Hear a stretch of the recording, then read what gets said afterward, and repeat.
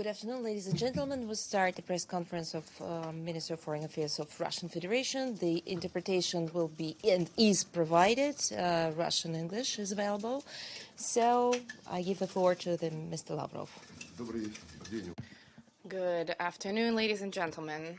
Thank you very much for your interest in the work of our delegation. I'm confident that you are familiar with those statements which we delivered at the Security Council on Wednesday and at the General Assembly that was just delivered. Our objective was to convey as clearly as possible the vision of our country vis-a-vis the developments in international relations, vis-a-vis our understanding of what needs to be done in order to ensure that the problems that have accumulated in an unprecedented way in these relations, for these problems to somehow be resolved, first and foremost by seeking mutual consent through mutual respect of all states, barring none. This is a policy which is increasingly supported by countries in the global south. However, it is faced with resistance from countries of the collective West, as we now say, the global minority who in both politics and the economy and in information, the information space and culture, even in sport, using dirty tricks, they're trying to maintain their domination or to expand their hegemonic position. For this reason, in contacts with our colleagues, Asian, African, Latin American countries, we discussed in detail and described in detail in response to their questions. We described the concrete aspects of the current stage in the European security crisis. This broke out as a result of the West transforming Ukraine over many long years into an anti-Russia, preparations for it being dragged into NATO, and encouragement of the regime in Kiev, which came to power as a result of a key and the generation of direct threats to the Russian Federation and our borders, as well as the annihilation of everything Russian in Ukraine, in its laws, in its educational system, in terms of mass information, media, and culture, and so on and so forth. So this is a crisis in European security. This is an ongoing crisis. We hope that certain conclusions will be drawn by those politicians who generally analyze and recognize the fact that they will do so. There aren't many of them, but there probably still are some left. And we also see how the countries of the global south, of the global majority, how strong their position is, first and foremost when it comes to upholding their national interests. And from that standpoint, they don't wish to join the anti-Russian sanctions, and they don't wish to participate in any campaigns organized by the West when people are pushed into participating in certain events to compel them to speak out in favor of Ukraine, to condemn Russia, and to accuse it of all sins. We also proceed from the premise of our national interests. So everybody who operates in this way, they are prospective partners for the Russian Federation. There were more than 30 meetings with colleagues, and we discussed with them prospects for bilateral relations where there are many new, interesting, and promising projects which we stand ready together with our friends to implement on the basis of mutual benefit. And of course, we will continue to develop cooperation through BRICS. There was a separate meeting held of the ministers at the Shanghai Cooperation Organization. There was a ministerial meeting on the sidelines of the General Assembly of the SCO. There was a meeting of the CSTO, Collective Security Treaty Organization, on cooperation and trust building in Asia. And of course, we trust that all of these regional associations will proactively buttress the processes of reform of the United Nations, making this more sustained and legitimate in nature. And this includes as part of the ongoing discussions on Security Council reform. which we support. I don't wish to continue to speak in this way. I'd rather respond to your questions now. Goes to UN Correspondent Association President Valeria Rebecca, please. Thank you, Mr. Minister, on behalf of the United Nations Correspondent Association for this press conference. It's Valeria Rebecca from ANSA Newswire. So my question is, if Ukrainian President Zelenskyy withdraws the decree prohibiting negotiations, would Russia sit at the negotiating table with or without conditions? It would be only you and Ukraine, or do you want UN to lead the process? Do you think the presidential election in Russia could be an obstacle to a possible peace negotiation before March? And lastly, Ukraine has announced a peace summit with every nation that is against Russian aggression. How do you evaluate this proposal? Thank you so much.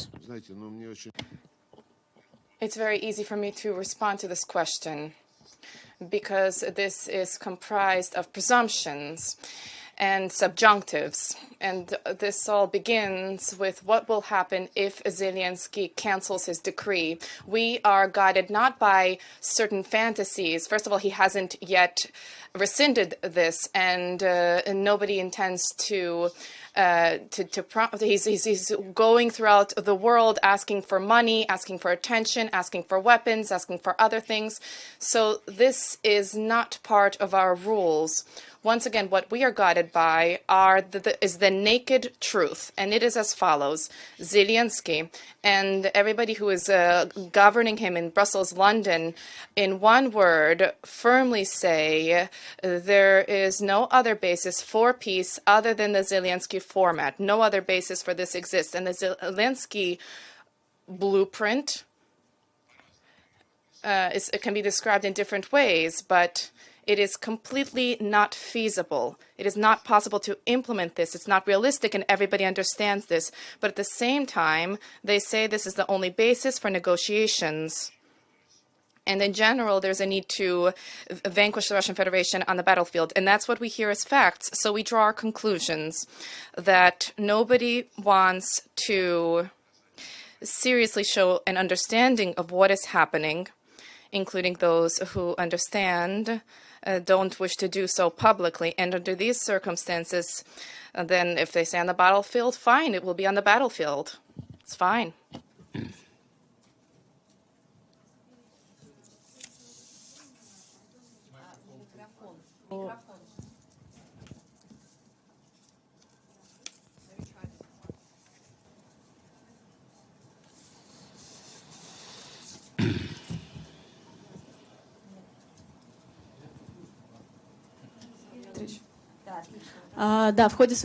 Yes, during his statement, Antonio Guterres announced that Russia allegedly is abducting children from Ukrainian soil. After his statement, have you had an opportunity to speak with him? And was it possible to clarify from him what he meant and what facts he is basing himself on saying this? And on the whole, what is your assessment of the bias of an individual who leads up an international organization which Russia was a founding member of?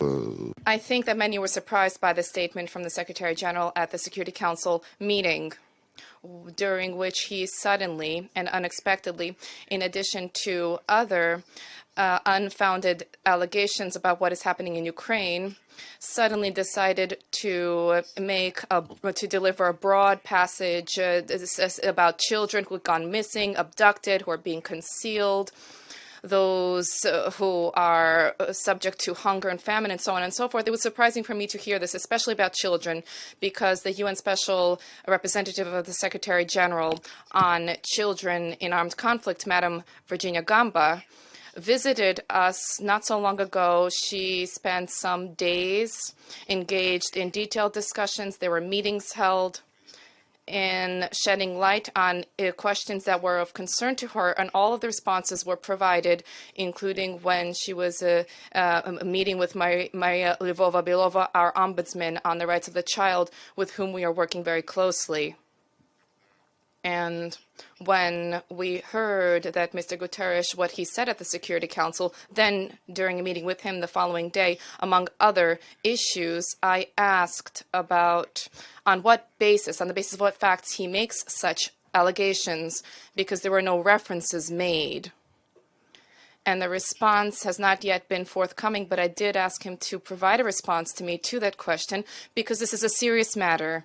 And by the way, it so happened that each year there are new issues and new questions that are unaddressed that arise in our relationship with the Secretary General. Last year at the Security Council, there was a discussion of the latest dimension of the Ukrainian issue, and what was voiced was an accusation against Russia in connection with the tragedy in the city of Bucha. And a half a year passed at the time, and because of that, I said in the microphone, we have been unsuccessfully trying to get to the bottom of what happened there. And to begin, we wish to have a list of the last names of those people whose bodies were shown in pictures throughout the world, and they became the reason for the latest outburst of hatred and sanctions lists and so on. And nobody was able to provide us with this response, and we turned to various structures. That's why I turned to the distinguished Antonio Guterres in the presence of all members of the Security Council, other members of the United Nations, in the microphone to leverage his authority to do something that seemed to be quite simple, just to receive a list of the last names of those people whose bodies were depicted in Bucha. And we have not yet received that, nor have we received an explanations yet about a number of other questions. Questions beginning with the poisoning of the Skripals. There have been no documents provided. The poisoning of Navalny, the same in Germany. We are told we won't let you see the analysis in the OPCW. We have this, but Germany is prohibiting us from doing this. Why? That's an interesting question. And how about there be some journalistic investigations into the events a little bit more recent than the Kennedy murder, which they were unable to fully shed light on, but at least those events that the West was used in order to create a certain atmosphere in international discussions, and using these fakes to try to use them to advance certain decisions that have nothing to do with reality or the prospects. By the way, the Malaysian Boeing, which was downed in July of 2014, the question is very simple, and we have not been able to have a response to this. Why is it that when the investigation began to be conducted, Russia provided satellite data, radar data was provided by Russia, and the Ukrainians did not provide data. They said that the radar wasn't working. Then the Americans said, we have satellite data, and this data corroborates that this was done by the Russians. But we're not going to share this data with anyone. And the court in the Netherlands is considering the question when we still have a confirmation from the United States about satellite data. And as for the questions of our lawyers, where are they? The data is confidential. We were not provided us with this data, but we have no reason, they say, not to believe the United States. And in addition to all of this, 12 of the 13 witnesses on the side of the accusation remained anonymous. They were not shown to anybody. It's not Bucha. I hope they're all alive. Not just there are no last names for Bucha about who is depicted, but also the witnesses for the Malaysian Boeing. Their names have also not been provided. So, of course, turning back to the question about children, we are, of course, waiting for the Secretary General to substantiate the statements which he makes, because he needs to speak on behalf of the United Nations Secretariat, as is set out in the charter, the main administrative official. And that's the capacity in which he needs to operate, not allowing departure from Article 100 of the United Nations Charter, which states that all Secretariat staff headed by the Secretary General need to be impartial, work impartially in a neutral way, without receiving instructions from any government whatsoever. So we're waiting for responses. Thank you very much, Maria, thank you, Mr. Minister. It's Pamela Falk from CBS News, you know, from here at UN headquarters. My question is about the Ukrainian children. You mentioned them. The numbers that Ukraine, the ICC, and other prosecutors have is about 19,000 children taken from Ukraine. A few hundred have been returned. I can show you videos. There are specific examples of an interview we did with some children who escaped. What is the plan? When will Russia cooperate with Virginia Gamba or the UN, or begin to return these children in any more expedited way? Thank you. I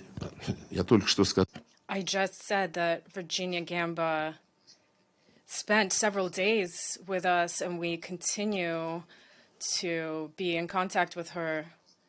I've seen various videos that you refer to, and we all know how those videos are made. They also showed a video about Bucha and bodies lying in the streets, and what now? We have repeatedly seen information disseminated about what is really happening with the children.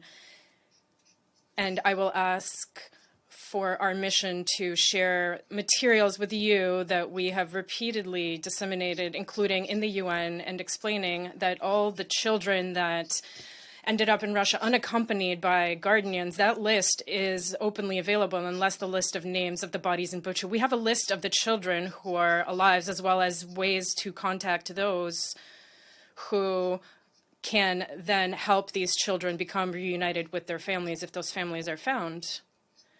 This is something that we have explained repeatedly, but we will, of course, share those materials with you. About Bucha, I'm talking about these children, and there are lists. Is it possible to...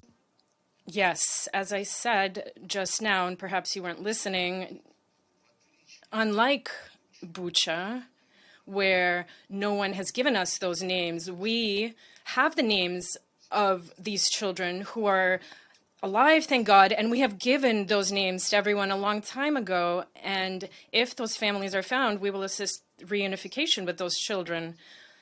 The vast majority of these children are children who were living in orphanages, whose parents had sent them to these orphanages for various reasons. And when the special military operation began, of course, we took them to safety. But we never tried to conceal the names of these children, which we took out of the country, and we never concealed their location. And we have always invited and continue to invite parents, if these parents are out there, to come and collect their children. You can come and travel to these children yourself. I just want to add that on October 16th, we have a press conference planned by Maria Lvov-Belova, who's the Ombudsman for Children, and we invite you personally to take part in that press conference and ask every question that you like. And if you share your materials in advance, she will be happy to comment on them. And now, Al Jazeera Arabic.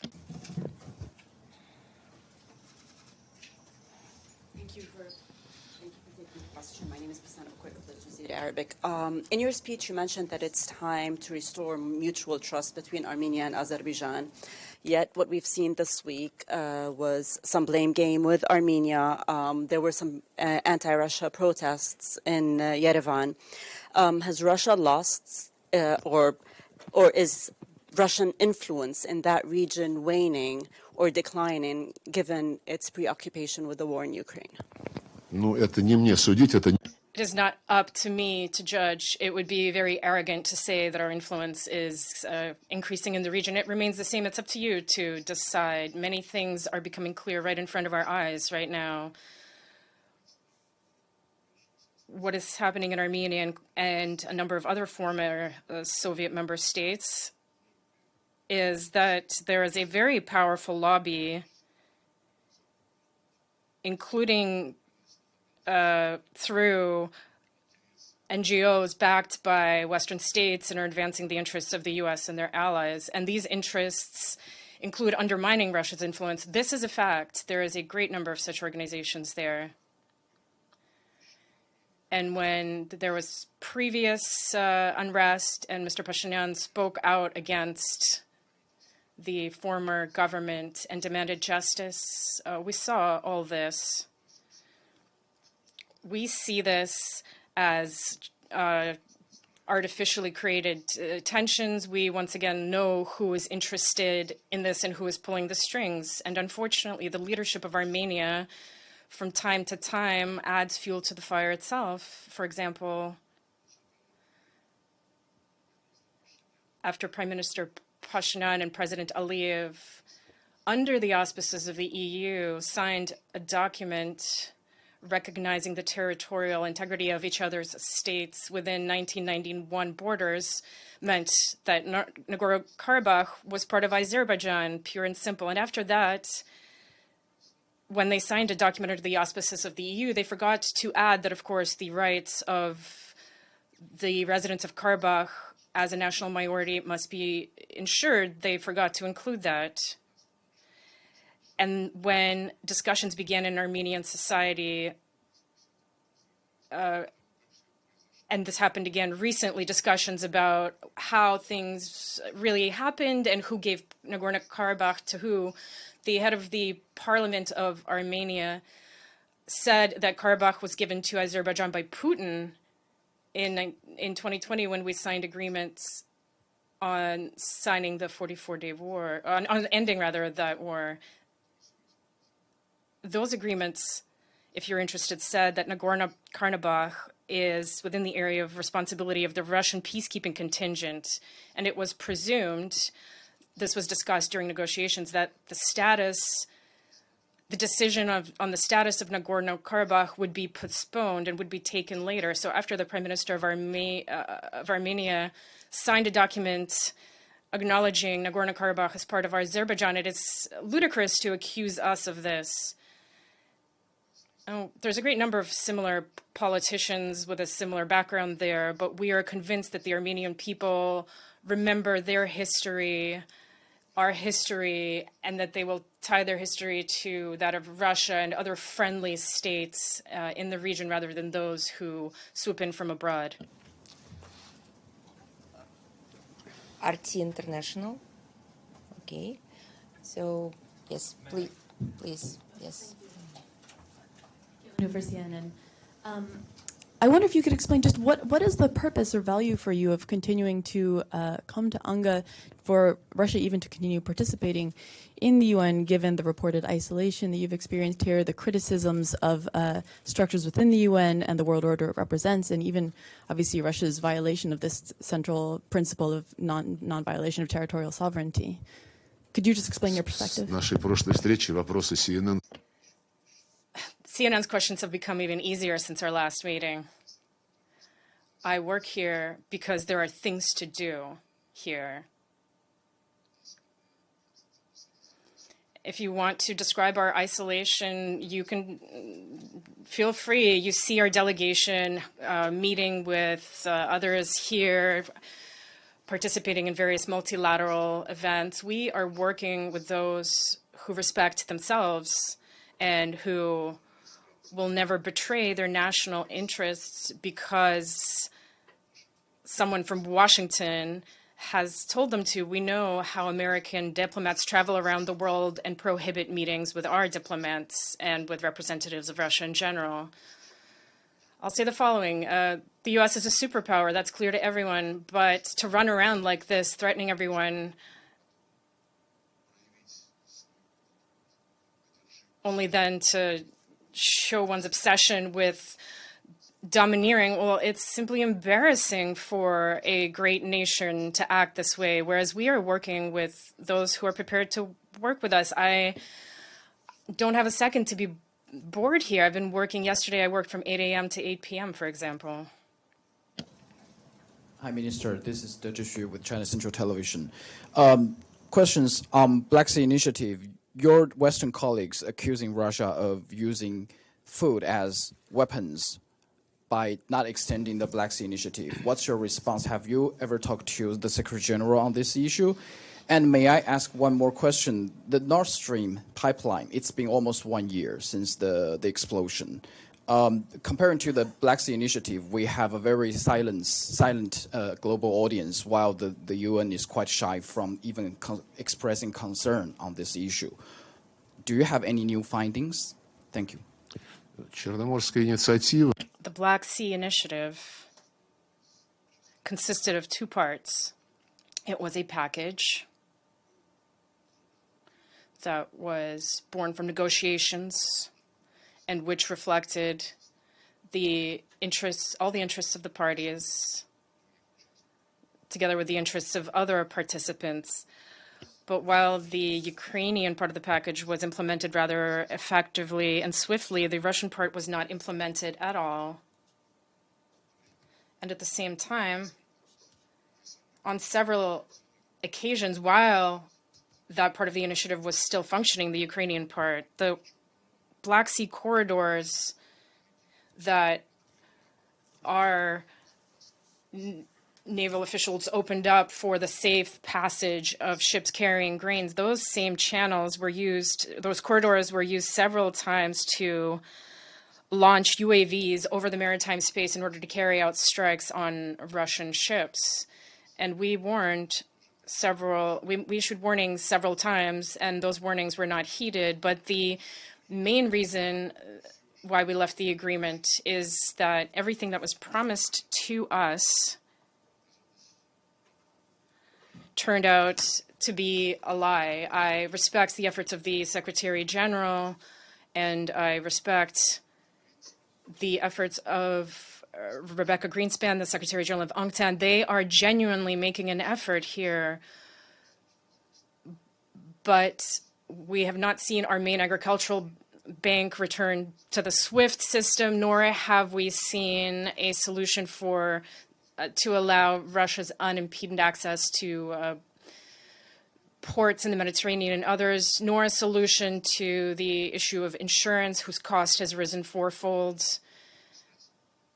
None of this was addressed. And by the way, the Ukrainian part of the package that was signed last year also contained a commitment to once again resume shipments of ammonium when it comes to responsibility for exporting fertilizer. You all know that even before we left initiative,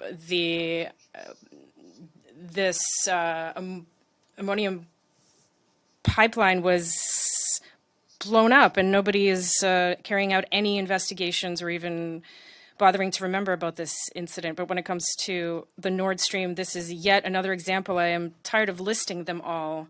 It is yet another example of important facts being swept under the rug and a preparation of another package of lies so that then they can build further geopolitical designs based on those lies. This is part of the same list as Bucha, Salisbury, Navalny. The Nord Stream is part of this, as well as the ammonium issue.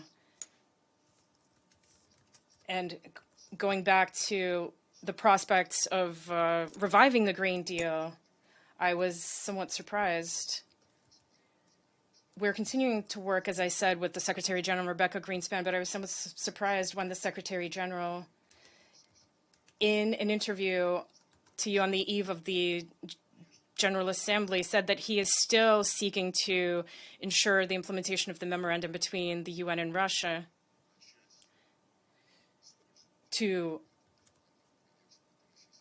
begin using that corridor for exporting Russian grain and fertilizer, but that this regime should not violate the sanctions regime that has been illegally levied against the Russian Federation by the US and their Western allies. And this is telling. He understands that there's nothing he can do because in over a year he has been given to understand that there is no way sanctions will be lifted or even eased to implement a part of that package. So he is looking for artificial ways to go around those sanctions, and he recognizes that he has to work within those sanctions. And that's how, instead of the Russian main agricultural bank, we have some branch in Luxembourg getting that advantage. We're seeing also attempts with bank transfers to achieve one-off agreements with U.S. banks. So what we were proposed is essentially that the Ukrainian part of the deal would be resumed immediately, whereas your part of the deal will be under discussion for another couple of months or so until something can be decided.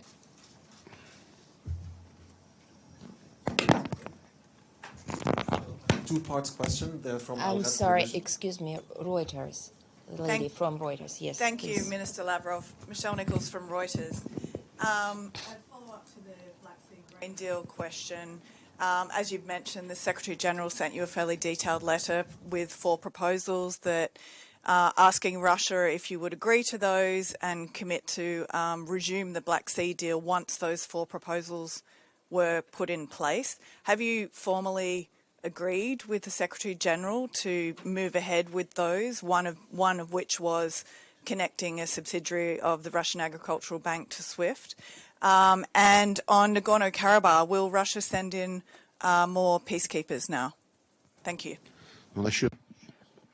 As for the letter of the Secretary General, I think I responded already. He himself characterized his proposals as focused on not receiving exemptions from sanctions, but rather somehow not violating these sanctions, but at the same time trying to find certain ways forward. The fact that you mentioned the example of the subsidiary of the Russian Agricultural Bank in Luxembourg, this is a subsidiary. He said, well, we'll reach agreement.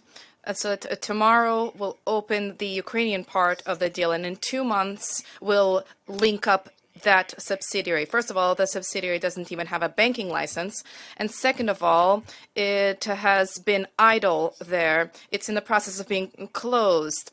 Simply speaking, this just shows how in-depth the UN experts' analysis is of these issues. Turning now to Karabakh.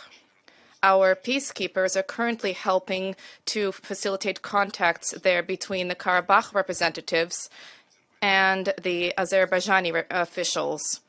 There were meetings held the day before yesterday. I believe there was more meetings today. Once again, our peacekeepers have a presence there on the basis of the importance of their role for confidence building, to ensure that the members of representatives of Karabakh, especially at the beginning, to feel themselves to be safe and secure. Time will be necessary. As for the amount of time and the number of peacekeepers, these are questions that are being resolved on the ground.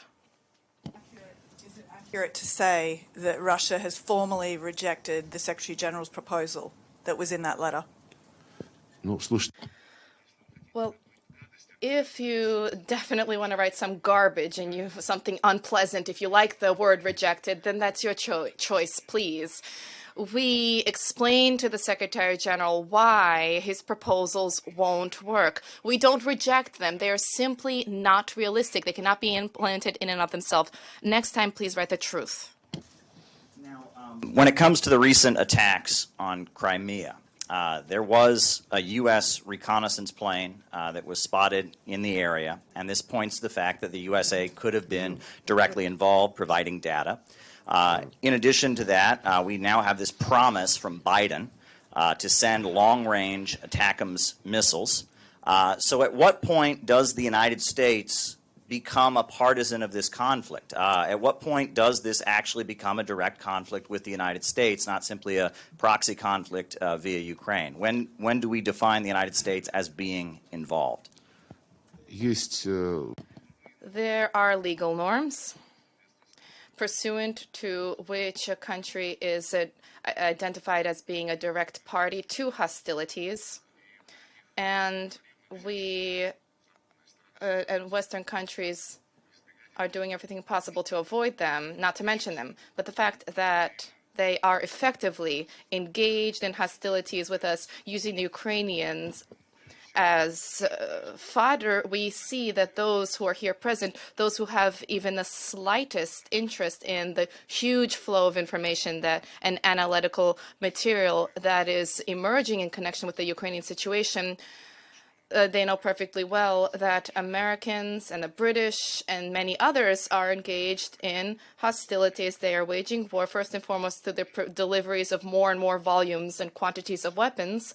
Today, in the statement at the General Assembly, I mentioned the figures about $170 billion at least being invested in Ukraine alone.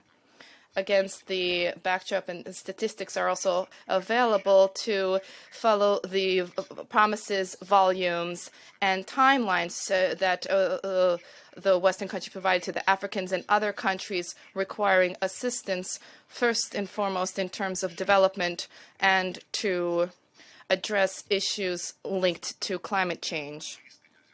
One can compare this even slightly. There's no comparison. Consider the credits provided to developing countries with the IMF, the World Bank, and even the International Association for Development.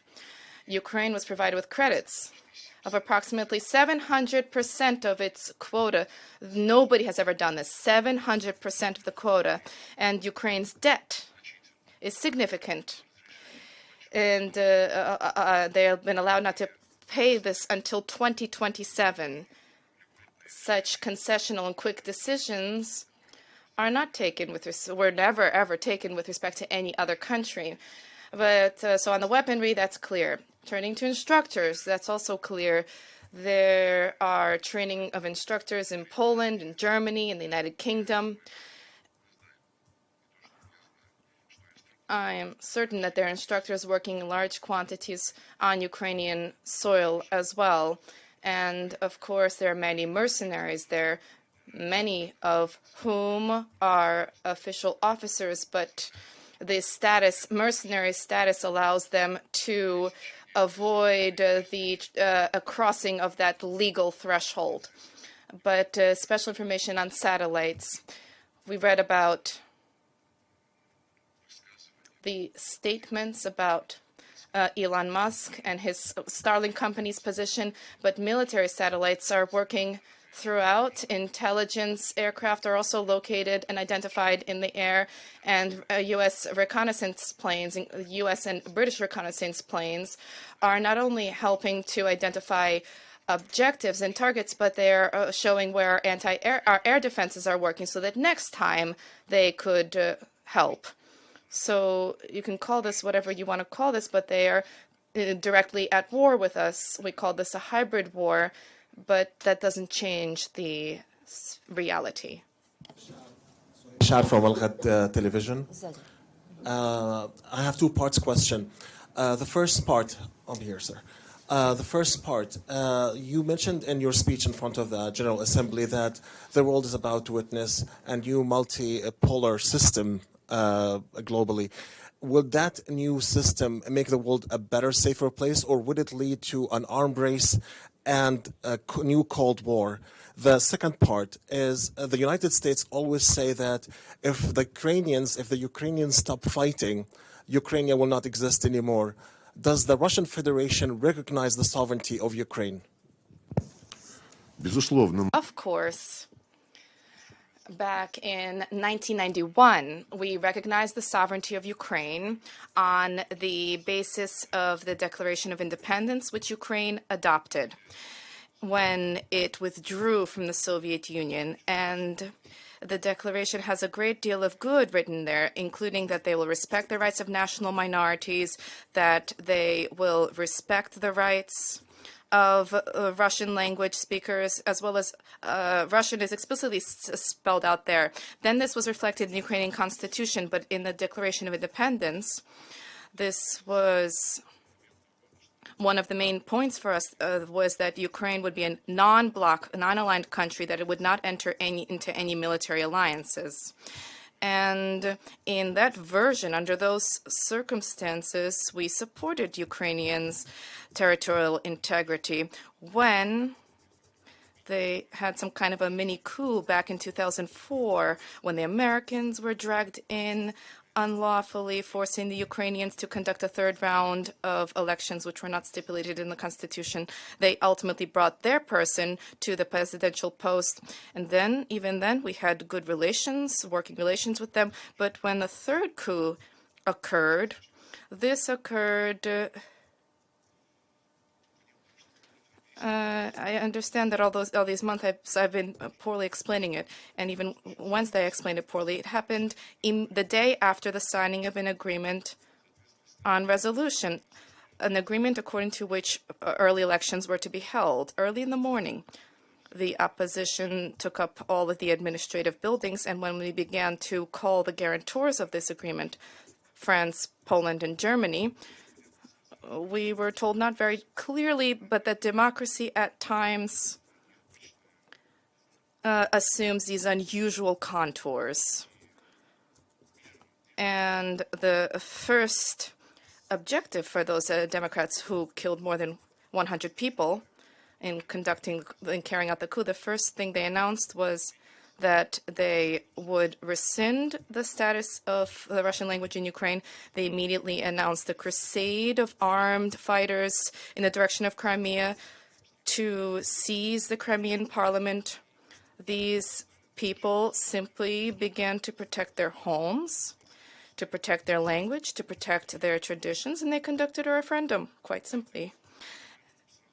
And Crimea immediately rejoined the Russian Federation. With respect to Donbass, as soon as the referenda were conducted, Kiev unleashed military aviation, tanks, they bombed residential areas and cities, and these atrocities ended 1 year later with the signing of the Minsk agreements. And last year, everybody other than Putin who signed on to those agreements, Merkel, Hollande, and Poroshenko, said we had no intention of implementing anything. We needed time to provide Ukraine with weaponry to use against Russia. And most importantly, we were often told, even by the Secretary General, that we need to implement the resolution on Ukraine because the General Assembly adopted that resolution.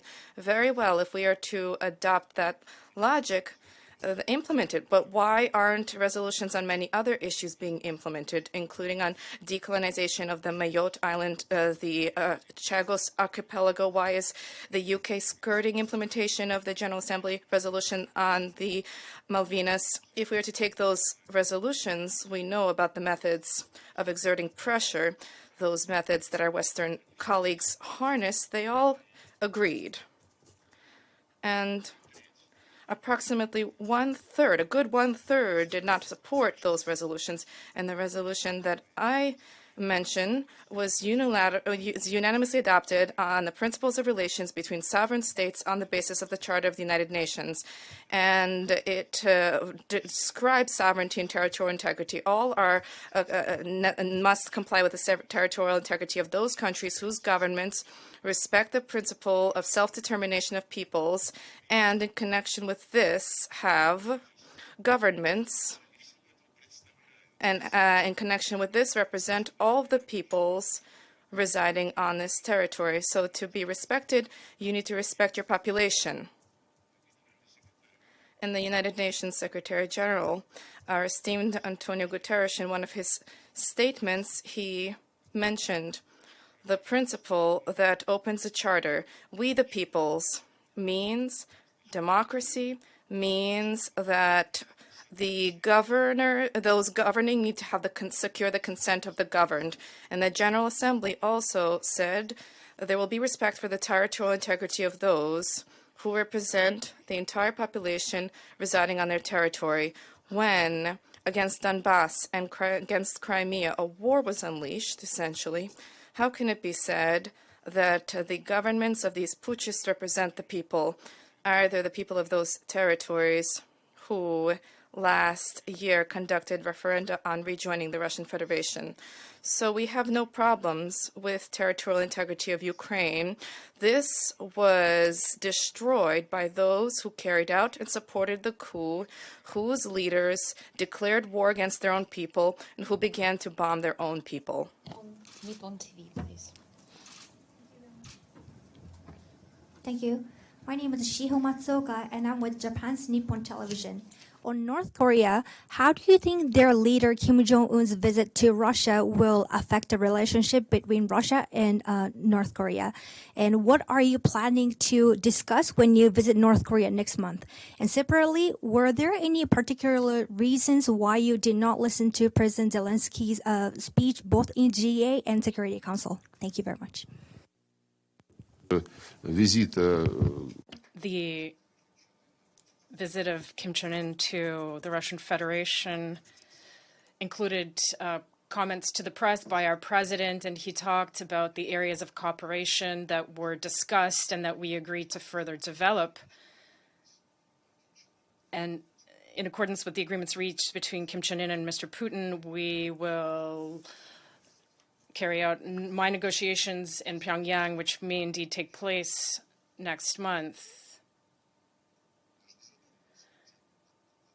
I haven't even thought about your other question. He wasn't at his best, by the way. I watched it on TV. He seemed rather grim. But I have my own affairs to attend to. We all know what he's going to say, so why waste time? I had 33 bilaterals planned, and they were much more useful, to be honest. Thank you. Thank you, Mr. This is. Yeah. Please. Thank you. And you will be next. Thank you so much. Thank you, Maria. And thank you, Mr. Minister. This is Abdul Hamid Sayam from the Arabic daily Al-Quds Al-Arabi. I've been asking you a similar question every time we meet about Palestine. But this time I have two parts of my question. A few days ago, the ambassador of the U.S. stood here. She talked about the priority of the U.S. about upholding international law of the U.S. Yeah. She spoke about the priorities of the U.S. upholding the international law and the UN Charter. And the same press conference, she was asked about the Golan Heights, and she repeated that the country is still upholding that resolution of 2019, recognizing the Golan Heights as part of Israel. So I want you to comment on this double standard. And continuing double standard, every time I ask about the right of the Palestinians to defend themselves, similar to other people who fell under colonialism and foreign domination, then they start talking about two-state solution, and the SG spoke about the example of Gandhi. He wants the Palestinian to follow the example of Gandhi, who has 450 million behind him, not like the Palestinian whose backs are against the wall. Do the Palestinian people have the right to resist their occupation and foreign domination by Israel? Thank you very much. On the Palestinian issue, we have resolutions from both the Security Council and the General Assembly of the UN, and we stand for everyone to be guided by these resolutions.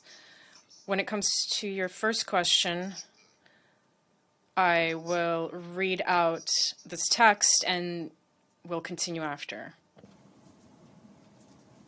The Donbas is very important to Russia's security.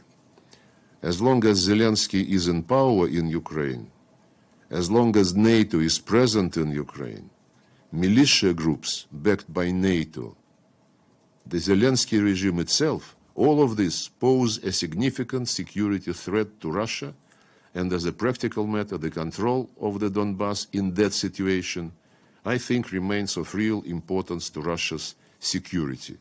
Legal questions are something else. And over time, if the situation were to change in Ukraine, that's something we'd look at. But we are nowhere near as that. А я сейчас зачитаю оригинал. And now I will read the original. That was Anthony Blinken, an interview to Wolf Blitzer, 8 of February 2022. He was asked about the Golan Heights. The legalities of that question. He started with leaving aside the legalities. As a practical matter, the Golan is very important to Israel's security as long as Assad is in power in Ukraine, in Syria. As long as Iran is present in Syria, militia groups backed by Iran, the Assad regime itself, all of this pose a significant security threat to Israel. And as a practical matter, the control of the Golan in that situation, I think, remains of real importance to Israel's security. Legal questions are something else. Вот вам ответ, пожалуйста. And that's the answer to your question. Thank you so much, Maria. Thank you so much, Minister. A very good question on Iraq. Yesterday you met with the Iraqi... Yeah, my name is Diyar Kurda. I'm working for Rudaw TV, the largest media outlet in Kurdistan region of Iraq. Yesterday, you met with the Iraqi foreign minister, and you know the Russian companies are still operating in Iraq and in Kurdistan region of Iraq. But the Iraqi government could not pay their debts and also duties because of the U.S. sanctions. How are you going to resolve this issue with the Iraqi government while the U.S. is rejecting to waive Iraq from these sanctions? And the second question, you have a good relation with the Kurdistan region of Iraq and also Iraqi government. Now the Iraqi government and the Kurdistan region have disputes over budget issue and also over oil revenue shares. Do you have any engagement or encouragement with both governments to overcome their disputes? Thank you. This is between the Iraqi government and whom? Kurdistan government. Okay. They have disputes. Do you have an engagement with them? And if President Donald Trump says that if I'm coming back to the White House, I could resolve the Ukrainian war very quickly. Do you think if he's going to come back to the White House, you could resolve the Ukrainian war very quickly? Ну, это вы спрашиваете у... Well, you should be asking that of Donald Trump or those who will be helping him do that. The first question was, what if Zelenskyy were to do away with his decree? Well, we don't engage in these fantasies and inventing hypothetical situations in which we will have to work. We work with real situations that are unfolding. We have a Nazi regime in Kiev that has prohibited negotiations with us. And before it did that, by the way, we did have talks in March and April 2022, and we agreed on things. But then 2 days later, Bucha happened because I think someone in London or Washington didn't want the war to end. You should read what McConnell said not so long ago, the senator, about support for Ukraine not being charity, but rather being an investment into the U.S. military-industrial sector. And it is something that encourages the entire West to invest in producing weapons in the United States, and thus it helps increase U.S. influence on Europe. They were very open about this. So as far as anything that can be done by anyone, I don't know. But once again, I stress that we were prepared. And what's more, we agreed to negotiations. We came to an agreement in April 2022. And after that, from what I understand, Zelenskyy was told that if they came to an agreement so quickly, let's keep on exhausting them. And so then they said only on the battlefield. So when we're being asked about negotiations now, Putin has commented very clear that we are prepared for negotiations, but we will not consider any ceasefires proposals because we already did that once and you deceived us.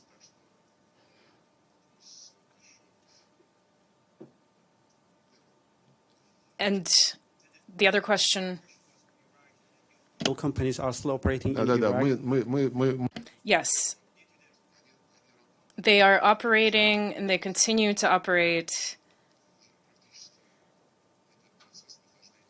And the process is underway of finding solutions that will make Russian-Iraqi relations independent from whoever it may be in Washington or any other capital where people who believe themselves to be the masters of the world have come to power. Мы приветствуем диалог. We welcome dialogue between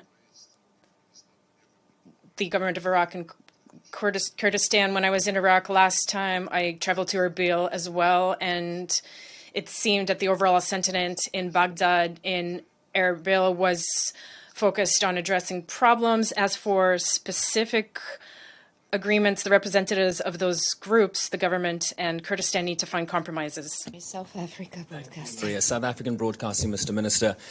Since we've been talking a lot about Antonio Guterres in this conversation, let me quote what he said in the Security Council on Wednesday. Russia's invasion of Ukraine in clear violation of the United Nations Charter and international law, is aggravating geopolitical tensions and divisions, threatening regional stability, increasing a nuclear threat, and creating deep fissures in our increasingly multipolar world. You'll be aware, Minister, that the big focus at this UN General Assembly has been the Sustainable Development Goals and the lack of implementation. Only 15% of the targets have been met. Is this war not a continued distraction from the bigger and broader development agenda of this organization? Of course, it's a distraction, only it's not the war that's a distraction, but the West. The West is doing everything to distract attention from the problems that it itself has been creating for many years in the global economy, including on the food and energy markets. When even pre-COVID, well, I won't go into details. This is all something that has been said on many occasions. So, of course, they want to reduce all problems of global development to this ongoing war. And it's not even that they've introduced sanctions that prevent our food and energy to be supplied as broadly as possible around the world. They're claiming that it's not because that they prohibit any group of countries from doing their own thing. Instead, they insist that those countries denounce Russia. There was a Latin America-EU summit that had nothing to do with Russia. When we had a Russia-African summit, we did not denounce anyone in our final declaration, whereas these champions of democracy, I think, just completely exhausted everyone with their incessant demands for the outcome documents to denounce Russia. That's the problem. It is the West that is trying to blame Russia and Russia's actions in Ukraine for all the world's problems, and they're not successful in this. We had a G20 summit in India just now, and I think that the text of that summit was objective, not only when it comes to Ukraine, which is only mentioned once, but it was objective about the geopolitical situation as a whole, that all conflicts need to be considered, not just those that one has a specific interest in. We just talked about Palestine, and we all know that the U.S. is doing everything possible to prevent the establishment of a Palestinian state. But somehow this doesn't seem to cause great concern, except for our colleague who just asked that question. When it comes to the real situation, well, there were outcries about this Black Sea initiative and that everyone would die now. First of all, the part of the initiative that was being implemented, the Ukrainian part, well, only 3% of the grain that went to markets actually went to poor countries that are on the World Food Programme's list. They're all in Africa. 40%, 48% of the grain ended up in the EU, and the rest also ended up in countries with above average incomes who have the funds to purchase their food themselves. So those 3% that over the time that the Ukrainian part of the deal functioning that ended up in Africa, we have already compensated those. We will take those same volumes and even increase those. But I'm saying this about the outcries of the crisis, about hunger as a weapon. Has anybody looked at the statistics for world food markets? The prices, after rising slightly, are now at the same level they were in 2021. Take a look at the figures, and when you report on this, please try to take those into account. Don't forget that Ukrainian grain is being offered to EU member states in excess, whereas some of those states don't want to buy that grain because they have their own farmers who don't want competition that can bankrupt them. If the European Commission is spending tens of billions of dollars on Ukraine, and it has just pledged 50 billion over 3 years, why does this grain that Ukraine wants to sell and that the EU countries don't want to buy because of the competition, why doesn't the Commission buy this grain and send it to Africa? Why do the northern ports of the EU and the Baltics and in Amsterdam have 260,000 tons of fertilizers languishing there when Africa needs those fertilizers. We said back then that by seizing that fertilizer, you're violating all norms of international trade, but we are transmitting those fertilizers free of charge to African states. It took 6 months for the first shipment of 20,000 tons to get to Malawi, and further number of months for fertilizers to reach Kenya. We are now trying to send 34,000 tons to Nigeria, but all of this is stuck and no one is doing anything, and no one is asking EU member states at press conferences about why they are holding fertilizers hostage and leaving it to rot when countries need this fertilizer. Look at the numbers.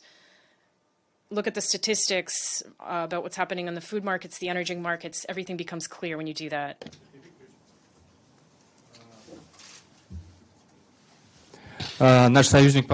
Our ally in BRICS, Saudi Arabia, announced that they could gain nuclear weapons in response to the Iranian threat. What is your view of this statement?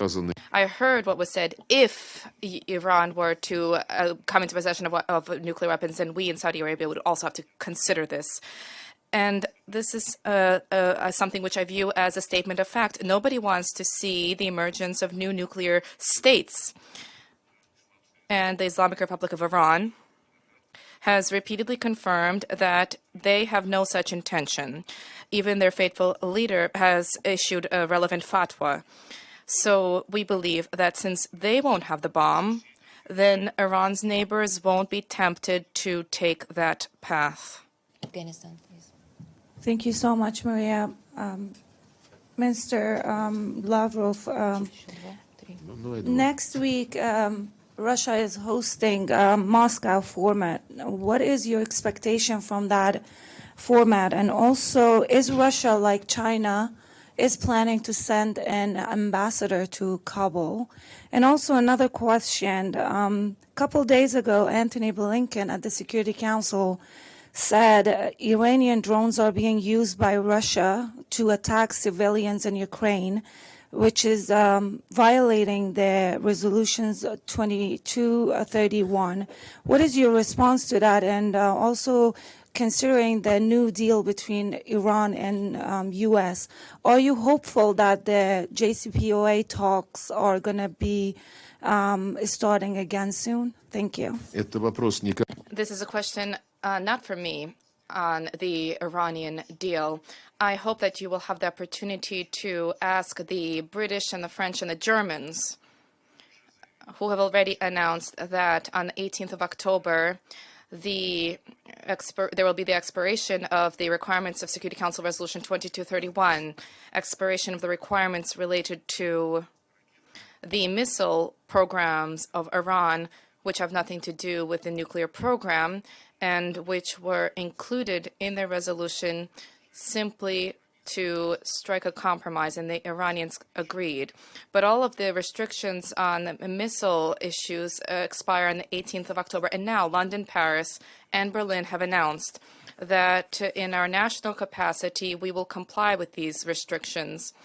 Is this not giving rise to any concern with respect to how Iran responds to such issues, how it should respond to such issues? On the one hand, a little bit over a year ago, an agreement was reached on the text for the resumption of the Joint Comprehensive Plan of Action has been idle. And this is because the Europeans are not too keen. And on the other hand, this turnaround about the refusal to implement the Security Council resolution as regards the end of sanctions on the missiles, and on the third level, we need to be pragmatic. If they don't wish to sincerely, in an honest way, renew what was approved and what worked, simply that the U.S. administration took and closed down, if they once again wish to deceive everybody, if they wish to make up something in addition, that is not honest. There was a resolution. It was canceled by the West. None of the Europeans were protesting against this, and then they began to return and do things under in an underhanded way.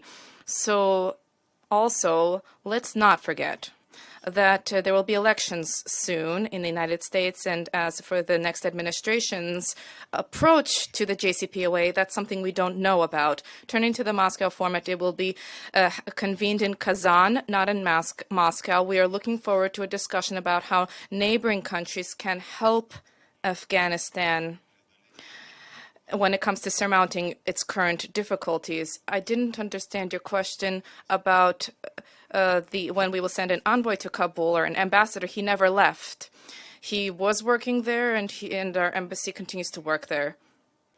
And turning to drones now, we have listed today, we've had so many statements listed about various officials, national and international officials, which are completely unsubstantiated, or at least the facts have not been advanced by anybody. We were asked about the drones. Just show us one drone, at least once, to demonstrate that this is our drone. So as a result, I can't comment on these kinds of statements. Mr. Blinken, at length, with enthusiasm, and with great zeal, announces lots of things. And he announced the end of the post-Cold War era. And now the G7 needs to lead to benefit not just its people, but also the people of the rest of the world, if the people in the rest of the world are to listen. So we can discuss that. Please. No, just a second, please. Yeah, RT. Russia Today на французском. Russia Today in French. Oleg Kuroshenko is my name. Thank you very much for the opportunity to put a question to you. I'd like to ask you about our diplomatic efforts on the African track. You conducted a number of meetings with your African colleagues. On the whole, how did they go? And I would like to ask about what, in your view, is the source of the interest of more and more African countries, their interest to Russia, and how is our approach different from other major geopolitical players in the region? Thank you very much. Negotiations were held in a very constructive and a fruitful way. We, as our first order of business, considered tasks and objectives that need to be addressed for the implementation of the outcomes of the Russia summit, which was held in July in St. Petersburg. And naturally, every country with every country we have a bilateral agenda. And there were two main thrusts: trade as such on the one hand, and joint investment projects, infrastructure plans, educational projects, culture, and much else. And of course, medicine and healthcare was also discussed. And in many countries, there is an understanding that we are not looking to exploit natural resources to export them and to process them at home, but rather to establish a foundation for their own economy that will generate added value, thereby and raising their GDP. And Russia-Africa summit, the president of Uganda spoke, and he shared interesting statistics of the world coffee market, which is assessed at, this is approximately $460 billion annually. That's the coffee market. And of this money, Africa receives, I'm afraid to misspeak, but certainly less than 10%, $40 billion approximately, because they sell the coffee beans to transnational corporations. They are roasted, they are processed by those corporations, they are ground, packed, delivered to consumers. And this is a very stark and telling example of how Africa continues to be used as a source of resources in a way that is similar to colonial times. All of our plans, on the other hand, are focused on the development of modern technologies. With many states, we have been engaged in discussions on the deployment of ground facilities for our satellite navigation GLONASS system. We're discussing this Rosatom facilities, including non-energy facilities such as nuclear medicine, the use of nuclear technologies in agriculture. And infrastructure projects are discussed, including the construction of railways. In a number of countries, laboratories have been built to identify and to combat communicable diseases. There's a lengthy list. Education, of course. There's a large number of Africans who are studying enjoying the funds from our budget. And this is impressive. I don't know how Western countries speak to them, but I would guess that it is somewhat arrogant. We never behave this way. We have a very human relationship with them. And I think this is something they appreciate. The very last question, please. Yes. No, the lady, second row. Thank you.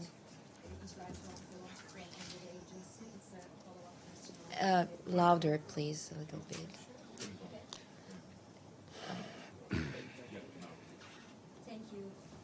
Does it work? Thank you. Ejlal Turan from Anadolu Agency. Thanks so much. This is a follow-up question on the Black Sea grain deal.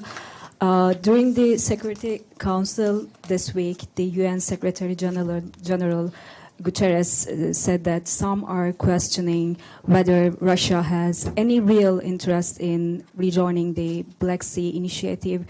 I was wondering if you have any response to that, and is Russia interested in rejoining the grain deal? And also, do you have any updates on the talks between Turkey, Russia, and the UN on the revival of this deal? Thank you. On the arrival of what? Revival of the grain deal. For the statements from Mr. Guterres, I can't respond as to his mood at any given point of the day. And speaking on the substance, I've already described all of this in detail.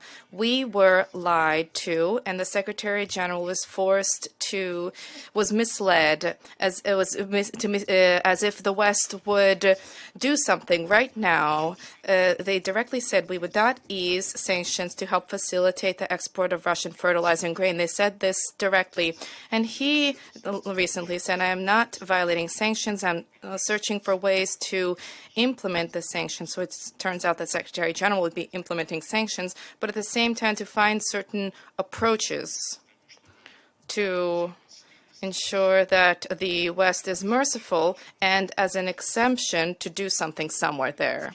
This is not our issue. We set out in great detail to representatives of the United Nations today. My deputy has been working with Rebecca Greenspan and Mr. Griffiths. They will also continue on this matter. They are aware of all of this. We did not make up those proposals which in the initial text were included by the UN Secretariat. They listed all of this. None of that was implemented. And in principle, let us once again recall what President Putin said. As soon as everything that is enshrined in the Russian part of the package is implemented, on that very day, the Ukrainian part of that initiative, the Secretary General, will become operational. Thank you. Edith, we have to proceed our isolation and isolate ourselves from you for a while. Thank you very much.